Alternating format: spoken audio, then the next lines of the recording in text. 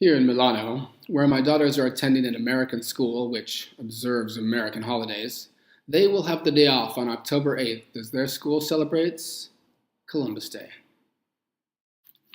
Christopher Columbus was an Italian explorer and navigator who sailed for Spain, and who, we were told in elementary school, discovered America. And by America, we mean he discovered the Bahamas, South America, Central America, and Cuba. The only parts of the United States we can truthfully say Columbus discovered are the Virgin Islands and Puerto Rico. And when we say discovered, we do need to mention that Columbus was absolutely convinced he had made it to the Indies, calling the inhabitants Indians, a mistake that requires continuous clarification to this day. And in fact, there's no consensus among historians that Columbus ever realized he had made it to a continent previously unknown to Europeans. And when we say discovered, we must exclude the voyages of Leif Erikson, the Norse explorer who set foot on the Americas about 500 years before Columbus landed on San Salvador.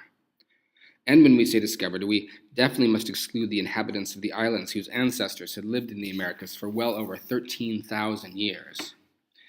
Now, these natives, the Arawaks, were curious about Columbus and his men. They were very open and very generous. For his part, Columbus, in his captain's log, wrote, "They would make fine servants. With 50 men, we could subjugate them all and make them do whatever one wished." And so Columbus subjugated them. His men took women and children as slaves for sex and labor. He forced the men into the mines to dig for gold, and if they did not reach their quotas, Columbus's men would chop off their hands. When the terrified Arawaks tried to escape into the hills, the Spaniards sent their dogs after them to hunt them down and kill them. Historian Howard Zinn writes, "Trying to put together an army of resistance, the Arawaks faced Spaniards who had armor, muskets, swords, and horses. When the Spaniards took prisoners, they hanged them or burned them to death. Among the Arawaks, mass suicides began. Infants were killed to save them from the Spaniards. In 2 years, through murder, mutilation, or suicide, half of the 250,000 Indians in Haiti were dead. By the year 1515, there were perhaps 50,000 Indians left. By 1550, there were 500. A report of the year 1650 shows none of the original Arawaks or their descendants left on the island." As a kid, the explorations had been my favorite part of American history. I loved the maps of the voyages, and I loved the maps that showed the Americas as barely recognizable land masses that grew more realistic as more explorations were made and more information was gathered. So while Columbus's first voyage across the Atlantic may have been the 1492 equivalent of Apollo 11, I now think the whole thing makes for a wildly inappropriate national holiday for the United States. And by inappropriate, I mean for the Enlightenment-inspired, all men are created equal United States. The United States that was founded on freedom of speech, freedom of the press, religious tolerance, and equality. The United States that fought against the Nazis in World War II. The United States that welcomed immigrants with open arms, especially those fleeing existential, life-threatening situations.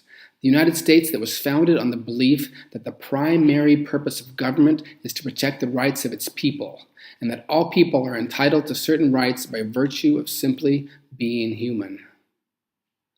In that America, celebrating Columbus Day is totally inappropriate. As opposed to the other America, the one that decimated the Native American population, put citizens of Japanese ancestry into concentration camps, that not only stands by but stands in the way as women are shamed after coming forward after being raped or sexually harassed, the America that sits by today while law-abiding African American citizens are murdered by police officers who are not held accountable, the America that does not welcome immigrants seeking asylum but actively destroys families by taking their children.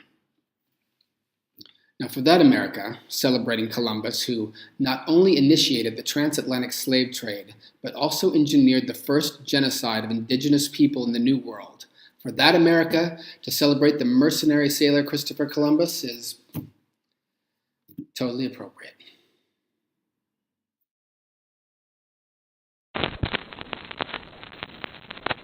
1492, Columbus sailed the ocean blue.